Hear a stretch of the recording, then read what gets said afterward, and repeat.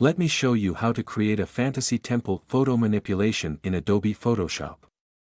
First, select your object selection tool from the toolbar.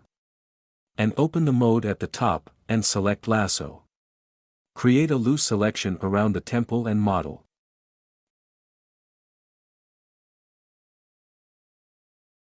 Press Ctrl J to cut the image from its background. Double-click on this, and rename it Subject. Select the background. Go to File. Place Embedded. And place your second image. Adjust the size and position.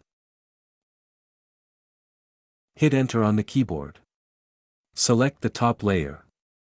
Click on the adjustment layer, and create a levels. Then clip it. Make the input shadow 55. And the input highlight 220. Go back to adjustment layer, and create a color lookup.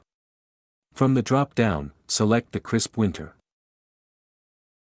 I'll decrease the opacity to 30%. And that's it.